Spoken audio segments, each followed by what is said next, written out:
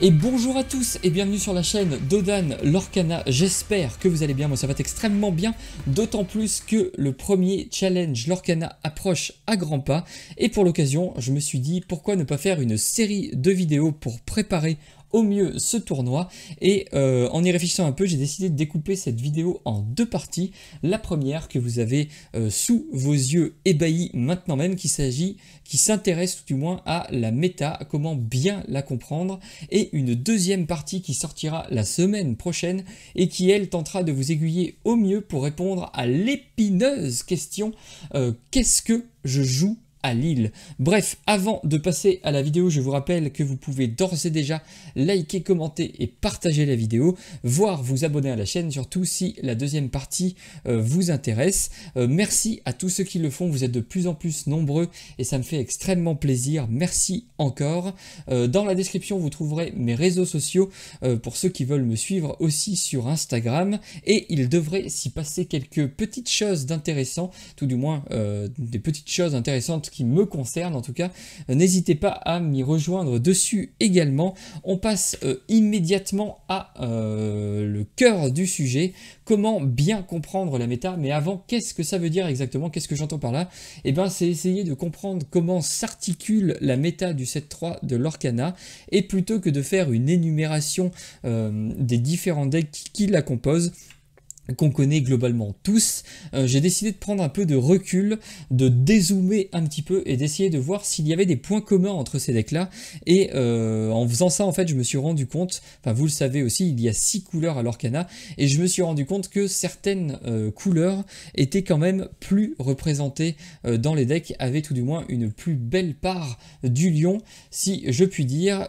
Et donc c'est ce qu'on va essayer de découvrir, et sans plus attendre, on va passer tout de suite à ces 3 couleurs qui sont pour moi dominantes actuellement dans Lorcana. En gros, pour moi, il y a 3 couleurs qui composent le metagame de Lorcana. On commence avec le rouge. Alors, il n'y a pas d'ordre. L'ordre, ça ne veut pas dire que le rouge est meilleur que le violet, qui est meilleur que le gris. C'était juste pour les disposer d'une manière un peu sympa à l'écran. Donc en gros, en prenant un peu de recul, je me suis rendu compte que le rouge était présent dans tout simplement 40% des decks de tournoi, des decks qui trustent les meilleures places. Le violet, l'améthyste, est quant à lui représenté à 45%, et l'acier, incontournable acier, lui, est aussi représenté à environ 45%. Alors c'est des chiffres un peu à la louche, hein, il ne faut pas les prendre pour parole d'évangile, mais voilà, en gros, si vous affrontez un deck compétitif à Lorcana, vous avez globalement une chance sur 2 de rencontrer une de ces 3 couleurs, donc ça vaut le coup d'essayer de s'y intéresser. Et l'idée maintenant, ça va être de traiter ces couleurs, donc de voir un petit peu les grands decks qui la composent, mais surtout d'essayer de comprendre un peu la philosophie de la couleur, de qu'est-ce qu'elle veut faire, qu'est-ce qu'elle fait bien, et qu'est-ce qu'il faut absolument s'attendre à la voir faire, en tout cas si vous la rencontrez. On commence avec le rubis, qui est la couleur du contrôle par excellence, donc elle est plutôt orientée late game, avec des cartes comme des cartes un peu emblématiques. J'en ai sélectionné 3, soyez prêts, que vous connaissez tous, qui est tout simplement le Rasboard, la colère des dieux de Lorcana, Madame Médusa, la star du chapitre 3, puisqu'elle va bannir tout simplement les meilleures créatures que vos adversaires vont pouvoir jouer, puisque la plupart des bonnes créatures à Lorcana ont 3 d'attaque ou moins. Et enfin, la star du mid-game, la star du contrôle un peu agressif du rouge, le Maui, idole des hommes, qui tout simplement déferle sur le board depuis le 7-1. Une carte donc qui est tout simplement irremplaçable, je trouve, qui va mettre du temps avant de disparaître de la méta. En tout cas, c'est mon avis. N'hésitez pas à me dire ce que vous en pensez dans les commentaires. Et on va s'intéresser du coup aux grands archétypes de decks qui composent cette couleur-là. Donc il y a pour moi 3 principaux decks dominants de l'archétype. Tous vont vous rendre fou en détruisant tout ce que vous allez essayer de construire pour essayer de gagner vos matchs Lorcana. Et on commence avec la star en la matière. Je veux bien évidemment parler du rouge-bleu, du rubis saphir bleu contrôle, glace à l'eau, ça dépend comment vous voulez l'appeler. C'est tout simplement à l'heure actuelle, je pense, un des meilleurs decks du format. C'est pas compliqué, il va s'appuyer sur la stratégie principale du bleu, qui est la rampe, de jouer avec votre nombre d'encre, d'accélérer votre nombre d'encre que vous allez poser à chaque tour. Et ça correspond parfaitement bien à ce que veut faire le rouge, puisque le rouge est une couleur contrôle, donc plutôt late game, qui peut potentiellement souffrir en early game, qui a besoin donc soit de s'associer à une couleur qui va pallier ces défauts-là, soit ici présent avec le bleu qui va accélérer tout simplement la période douloureuse du deck, et ça marche extrêmement bien puisque ce deck-là représente quand même, j'ai plus les chiffres exacts en tête, je pourrais essayer de les retrouver. Bon, tant pis, j'en reviendrai plus tard, mais je pense que c'est environ un peu moins de 10% des decks, je pense, qui sont principalement des rouges-bleus. Ensuite, on a le rouge-violet, le deck que l'on voit depuis le 7.1, la stabilité par excellence, enfin dans cette version en tout cas du 7.3, c'est devenu un deck extrêmement stable qui va globalement faire qui a toujours le même plan de jeu et qui globalement va toujours y arriver. Comment est-ce qu'il y arrive? Pourquoi est-ce qu'il est aussi stable? Et bien tout simplement grâce au violet qui est une des couleurs dominantes évidemment, mais qui va lui apporter en fait cette pioche pour lui permettre en fait d'arriver sans heurts jusqu'au tour où il est fort, jusqu'au tour où il va pouvoir vous contrôler et grappiller des petits points par-ci par-là. Le principal défaut de ce deck, si je puis dire, c'est que il est bon contre rien, mais c'est aussi sa principale qualité, puisqu'il est aussi mauvais contre rien. Chaque victoire devra être prise et il compte évidemment sur son extrême stabilité et sur cette combinaison de couleurs qui est tout simplement très très forte. Ensuite on a le rouge-jaune Mufasa, c'est un peu l'ovni qui joue la couleur rouge, puisque le rouge est plutôt un archétype contrôle late game, et bien là on a plutôt un archétype qui est Stompy, qui va essayer de prendre le board et de ne jamais le lâcher. En gros il va poser des grosses créatures qui vont avoir des gros effets, enfin des grosses créatures, en tout cas il va jouer dans la curve au maximum, et chaque tour il va vous proposer une créature pénible, en particulier ce Mufasa qui propose beaucoup de récursivité, puisque lorsqu'il meurt il va tout simplement checker la première carte de son deck. Si c'est une carte créature, il va pouvoir la jouer gratuitement. Vous commencez à le comprendre, donc le rouge sera ce que le Mufasa essayera de trouver en priorité lorsqu'il est banni, puisque bannir un personnage, enfin perdre son Mufasa pour poser une maléfique dragon par exemple, c'est tout simplement incroyable. Voilà ce qu'on peut dire pour la couleur rouge. On passe tout de suite à la deuxième couleur, l'acier, qui représente 45% des decks du metagame. C'est un petit peu la couleur de la polyvalence, puisqu'elle va pouvoir avoir plein de plans de jeu. Notamment des plans de jeu aggro ou plutôt mid-range, un peu moins des decks contrôle quand même. La star du contrôle c'est quand même le rouge. Comment est-ce qu'elle va se jouer? Principalement au travers de ses chansons. Elle va globalement tricher avec son nombre de mana, son nombre d'encre, puisque les chansons vont pouvoir être jouées gratuitement, et pour tricher encore mieux, comme si ça suffisait pas d'avoir déjà des très très bonnes chansons, elle se paye le luxe d'avoir des créatures qu'elle va pouvoir altérer très tôt dans la partie pour accélérer cette triche, jouer des chansons encore plus grosses et donc encore plus puissantes, et elle le fait très très bien. On passe tout de suite du coup aux principaux archétypes qui la composent. Il y en a plein, et surtout ne vous y méprenez pas, puisque la plupart de ces archétypes là sont sous-divisés en plusieurs déclinaisons, enfin ont plusieurs déclinaisons possibles en fonction de ce que vous voulez en faire. La polyvalence par excellence évidemment. Le premier d'entre eux, c'est un deck très connu des joueurs de Lorcana, puisqu'il s'agit du Gris-Jaune Song, qui lui aussi comme je viens de vous le dire, est décliné en 3 versions. Une version plutôt flûte, la plus all-in si je puis dire, la plus dure à maîtriser, la plus, comment on pourrait dire, la plus explosive, mais qui peut aussi vous exploser dans les doigts, puisque vous allez être ultra dépendant du coup de vos flûtes pour pouvoir comment dire, pour pouvoir rentabiliser au mieux les chansons que vous allez jouer. Ensuite, on a une autre déclinaison possible, c'est la version lanterne. Donc elle, c'est vraiment, à mon avis, c'est la plus simple à jouer des trois. En tout cas, c'est celle qui est beaucoup plus board-centrique, puisque les lanternes vont vous permettre d'accélérer votre accession au board, le fait de poser des grosses créatures et donc de pouvoir chanter de manière plus stable vos grosses chansons et donc de créer de l'avantage via ces chansons-là. L'inconvénient, c'est que vous n'allez pas rentabiliser au maximum les chansons puisque vous n'allez pas l'orer avec, mais normalement vos gros personnages seront là pour ça. Et enfin, la troisième version, c'est la Terre des Lions, qui est elle aussi assez board-centrique, mais moins explosive puisque vous n'allez pas vous accélérer avec la lanterne, mais par contre vous allez essayer de tenir plus le board en donnant, grâce à la Terre des Lions, plus de vitalité, plus de volonté à vos personnages. Ils vont s'accrocher au board beaucoup plus, et en même temps la Terre des Lions va l'aurer de manière passive tous les tours. En fait, c'est un peu l'entre-deux entre la version flûte et la version lanterne, puisque la version lanterne va compter uniquement sur ces créatures pour gagner du lore et faire ses effets, là où la version flûte, elle, va lorer principalement à travers ses chansons. La version Terre des Lions, c'est un peu l'entre-deux. Vous allez lorer un petit peu avec vos Terres des Lions, à la manière que le feraient les flûtes, mais vous allez également lorer avec vos personnages qui, eux, vont s'accrocher un peu plus au board. Donc c'est une version très intéressante qui demande tout de même un petit peu d'expérience.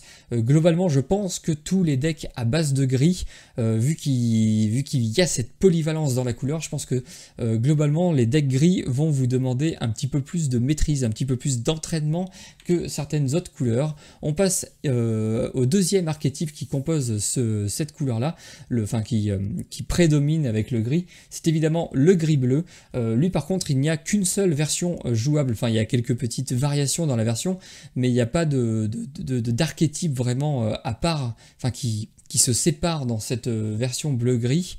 C'est évidemment le deck, c'est probablement en tout cas le deck le plus dur à jouer, pour reprendre la théorie de la montagne que Valet.pl décrivent extrêmement bien. C'est probablement le deck avec le sommet le plus haut et avec la pente la plus abrupte que vous pouvez voir dans l'Orcana. Globalement, il s'appuie sur la stratégie rampe du bleu qu'on a vu avec le bleu-rouge. Vous allez ramper le plus vite possible, et ensuite avec le gris et le bleu, un petit peu l'élément étranger au bleu, le Cogsworth, qui va permettre à votre board de devenir beaucoup plus résistant et donc de s'accrocher in mordicus au board, de ne jamais le lâcher si possible, agrémenté de vos chansons qui vont vous donner soit du second souffle avec vos serèves bleues, soit du contrôle de board, soit de la pioche, enfin bref, tout ce que sait faire le gris et ses chansons. C'est un deck qui est extrêmement fort, est extrêmement intéressant à jouer, mais comme d'habitude, beaucoup de polyvalence, donc beaucoup de choix à faire, et donc une difficulté un peu plus élevée.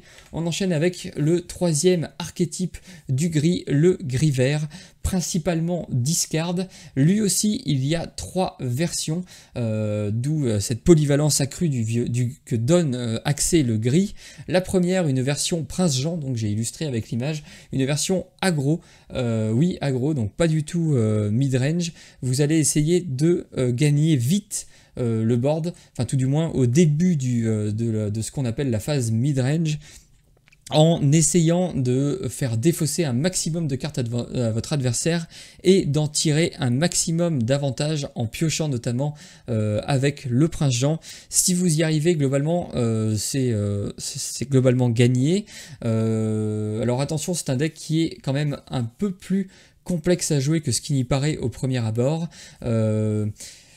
Vous allez quand même avoir quelques choix à des moments. Par contre, c'est un deck qui compte certains match-ups, notamment le match-up rouge-bleu, qui lui est très très late game. C'est tout simplement des victoires gratuites, des victoires faciles à prendre, donc à voir. Ensuite, on a une version beaucoup plus mid-range, voire late game, une version qui s'appuiera plus sur les alters du gris, les alters et donc Bucky en maître d'orchestre, si je puis dire, puisque vous allez jouer vous allez compter en gros sur vos alters pour faire défausser votre adversaire, lui proposer en fait le minimum de choix à chaque tour, tout en posant des énormes créatures qui vont être assez dures à aller déloger.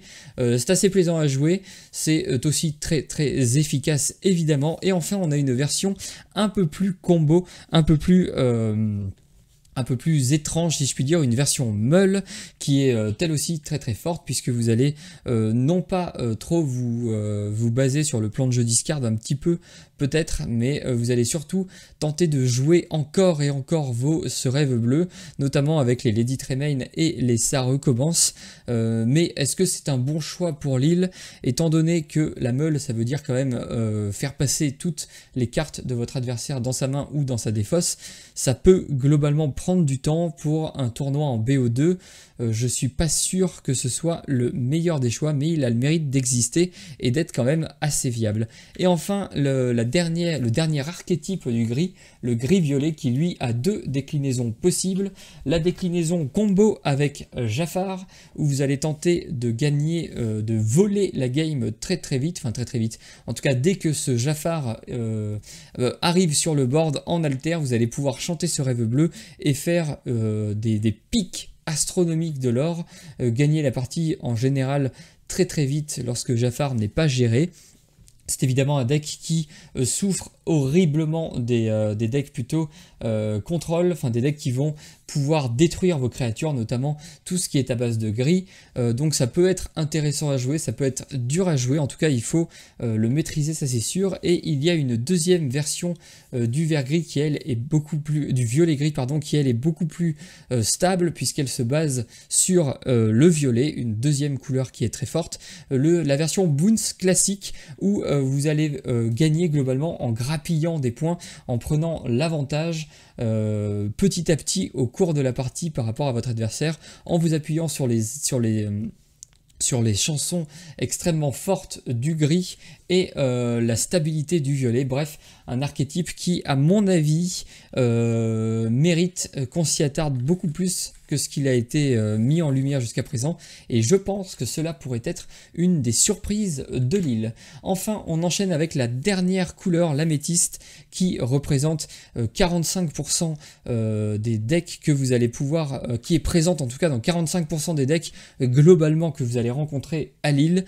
Tout simplement, c'est la couleur de la stabilité, la couleur du card advantage, la couleur de la quality advantage, non pas vraiment, mais la couleur en tout cas qui va vous apporter le plus de stabilité dans vos decks, puisque vous allez globalement piocher énormément, notamment grâce à les deux cartes que j'ai présentées, Friends on the Other Side et Merlin Lapin.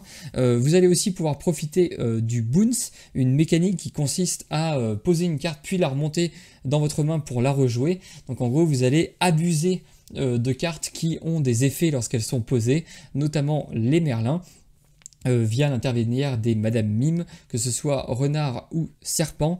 Bref, une couleur qui est tout simplement stable, la plus stable par excellence. C'est pour ça qu'elle est qu'elle se permet d'être associée globalement avec quasiment, j'ai envie de dire, toutes les couleurs.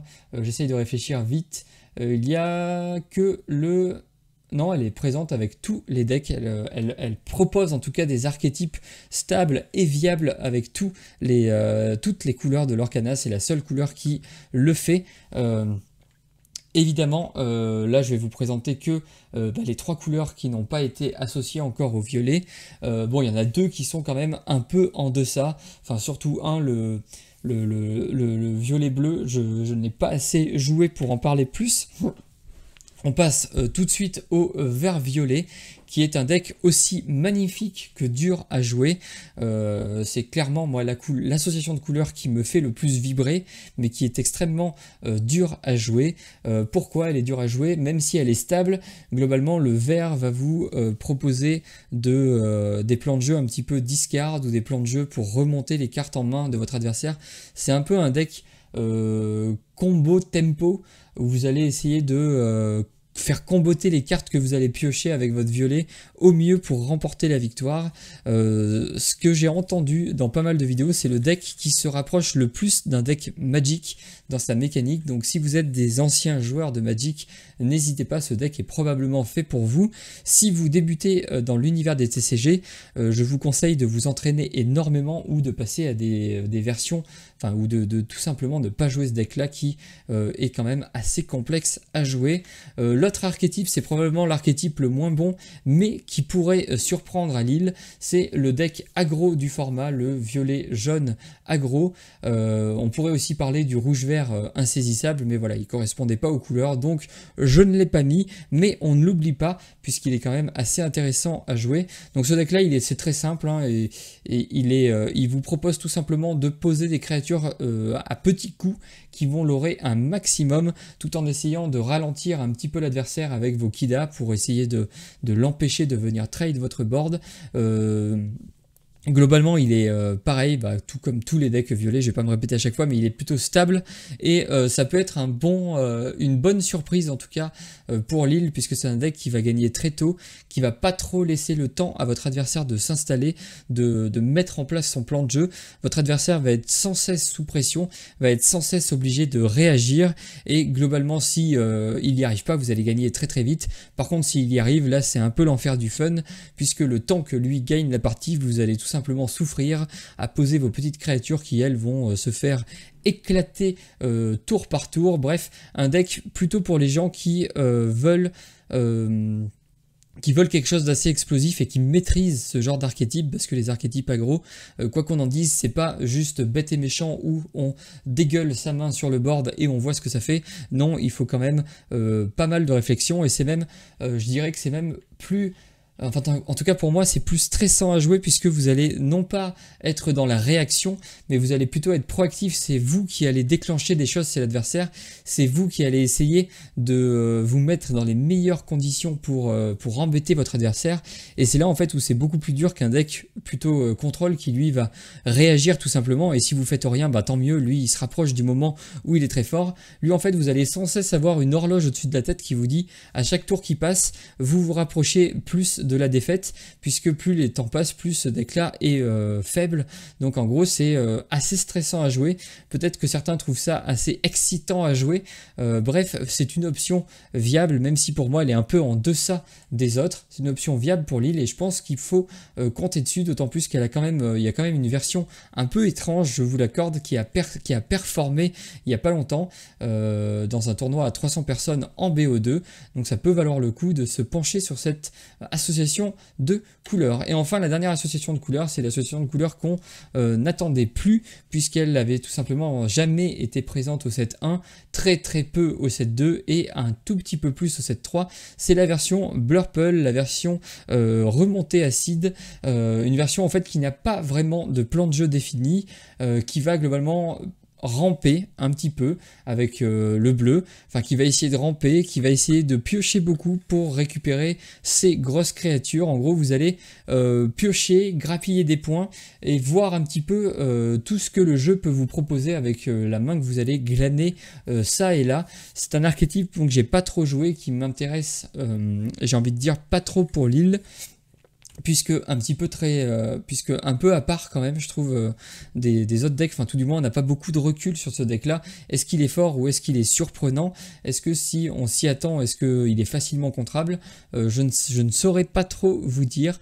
Donc on verra ça peut-être plus en détail la semaine prochaine, dans la prochaine vidéo. Mais globalement, on a fait à peu près le tour de la méta et des couleurs qui peuvent être proposées dans leur canal. Les couleurs en tout cas que vous êtes sûr, quasiment une chance sur deux de rencontrer une de ces trois couleurs à chaque match. C'est quand même assez énorme. Bref, j'espère que cette vidéo vous aura plu. Si c'est le cas, n'hésitez pas à liker, commenter et partager la vidéo, à vous abonner à la chaîne. Surtout si vous ne voulez pas rater la deuxième partie qui sortira la semaine prochaine et qui tentera de répondre à la question compliquée de savoir quel deck vous allez jouer à Lille. Bref, merci d'avoir regardé cette vidéo. Je vous souhaite une excellente soirée et ou une excellente journée, tout dépend du moment où vous choisissez de regarder cette vidéo. Allez, salut!